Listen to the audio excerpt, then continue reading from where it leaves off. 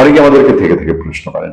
আমরা এই প্রশ্নগুলো শুনতে শুনতে গত দুদিনে বেশ কয়েকটি লাইভ শোতে ভাই আওয়ামী লীগ কেন চুপ, ভাই আওয়ামী লীগ কেন চুপ।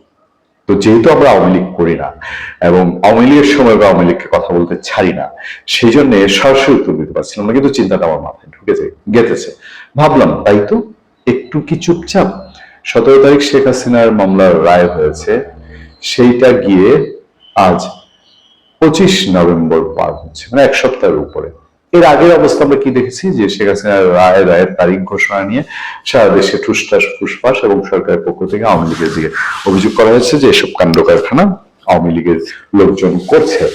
যদি এ নিয়ে বহু প্রশ্ন আছে। আচ্ছা, ধরেই নিলাম যদি বলে আওয়ামী লীগ করে থাকে, তার আগে আওয়ামী লীগ কি করেছে? আওয়ামী লীগ ঝটিকা মিছিল করে পুলিশ প্রশাসনকে তটস্থ করে দিয়েছে টানা লাগাতার মাস জুড়ে।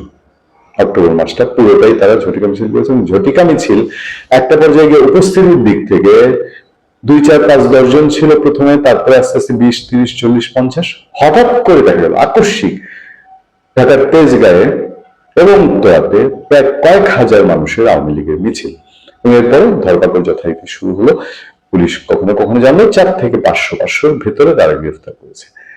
তো সেই যে মিছিল টিছিল হলো, আমি ভাবছিলাম যে ঘটনা কি, শেখ হাসিনার মামলার রায়, এটা কি আওয়ামী লীগ শুধু স্টেটমেন্টের মধ্যে দিয়ে যে তার ট্রাইব্যুনাল মানে না বা এই ধরনের রায় মানে না, এইটা বলেই চলছে না অন্য কিছু? তখন বোঝার চেষ্টা করলাম, সংশ্লিষ্ট মহলে যোগাযোগ করে এবং নানান ভাবে একটু বিশ্লেষণ করার চেষ্টা করলাম এবং বিশ্লেষকদের ধারণা নেওয়ার চেষ্টা করলাম। ফলে যে উত্তরটা আমার কাছে মিললো, আমি 2 2 4 মেলার চেষ্টা করলাম, সেটা হলো ইন্টারন্যাশনাল কমিউনিটি এই সরকারের উপর যে চাপ তৈরি করেছে, সেই চাপ একটা ফ্যাক্টর।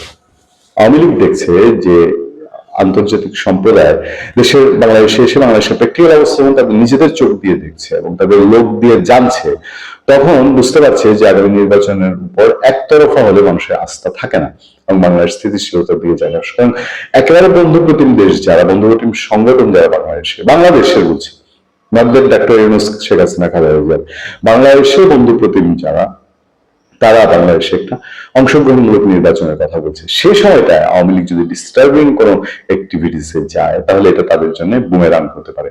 এবং আওয়ামী লীগের হাইকমান্ড, শীর্ষমহল তারাও মনে করে এই দেশে অনেক কিছু তারা গুছিয়েছে, ফলে বাংলাদেশে ওই আন্দোলন, জুলাই আন্দোলন বলতে যেটা বোঝায়, যারা বলছিল যে পুলিশ মেরে না ফেললে আন্দোলন সফল হতো না, মেট্রো রেল পুড়িয়ে না দিলে সফল হতো না, এই টাইপের কর্মকাণ্ডে আওয়ামী লীগকে না যাওয়ার জন্য, যদিও তার দেশে থাকা, জেলে না যাওয়া, জেলের বাইরে থাকা যে অংশটি, এই জেলা থেকে ওই জেলা ছুটে বেড়ায়, ঘুরে বাড়ি থেকে বাড়ি ঘুরে বেড়ায় এবং ইন্ডিয়ার অন্য জায়গায় পালিয়ে থাকা ইয়াং জেনারেশনের একটা প্রেশার থাকে যে ওই টাইপের প্রোগ্রামের মধ্যেই যাওয়ার জন্য, কিন্তু তাদের হাইকমান্ড এই জায়গা থেকে তাদের বিরক্ত রাখার চেষ্টা করছে। আরো একটি তথ্য আমরা যেটা জানতে পেরেছি, সেই তথ্যটি আরো খুবই গুরুত্বপূর্ণ।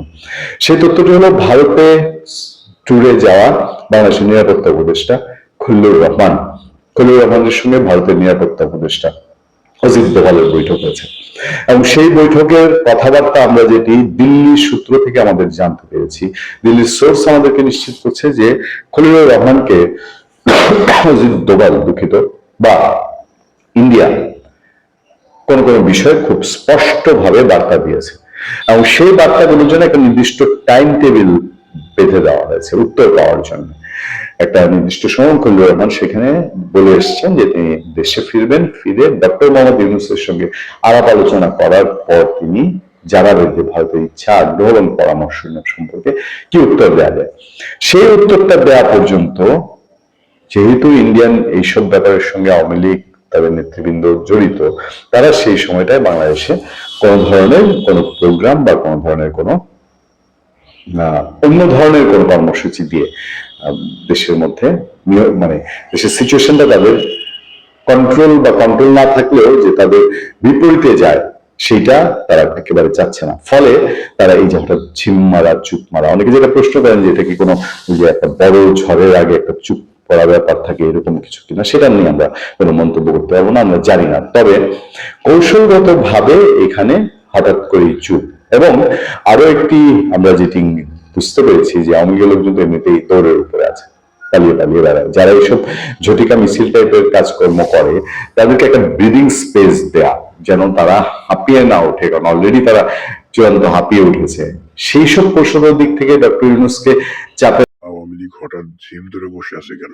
লিয়াজও রাখা, এবং তাদের পক্ষ থেকে যারা আওয়ামী লীগের লোকজন পালিয়ে আছে তাদের পক্ষ থেকে তারা খুব হার্ডলি ইন্টারন্যাশনাল মিডিয়াকে, যেহেতু বাংলাদেশের মিডিয়া তাদের নিয়ে ইন্টারভিউ করতে পারে না, কথা বলতে পারে না, তারা ইন্টারন্যাশনাল মিডিয়াকে ইউজ করে একটা মিডিয়া প্রেশারও, মিডিয়ার জনমত, যেটা তারা তাদের এই আওয়ামী লীগের সভাপতি শেখ হাসিনার রায়ের ক্ষেত্রে করতে পেরেছে, যে এই রায়টার রায় প্রক্রিয়া, ট্রাইব্যুনালের কার্যক্রম, ট্রাইব্যুনাল বিচার প্রক্রিয়া, বিচারের সাক্ষী সাবলীল এগুলো নিয়ে ইন্টারন্যাশনালি বিভিন্ন প্রশ্ন যেমন তারা তুলে ধরতে পেরেছে, তেমনি ভাবে দেশের সার্বিক পরিস্থিতিতেও নিজেরা কোনো ধরনের হঠকারী প্রোগ্রামে না গিয়ে এরকম একটি কৌশলে গিয়েছে, এবং আরেকটু এগ্রেসিভ হলে হয়তো আইন শৃঙ্খলা বাহিনী যে আরো বেশি এগ্রেসিভ হবে এটা তারা বুঝতে পেরেছে। সেখান থেকে তারা তাদের কর্মী সমর্থকদের এখন আর অন্য কোনো দিকে ঠেলে দিতে চাচ্ছে না।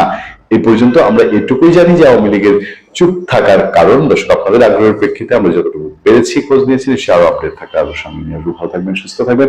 আপনার সাথে আমি আতিক রহমান, পূর্ণিয়া।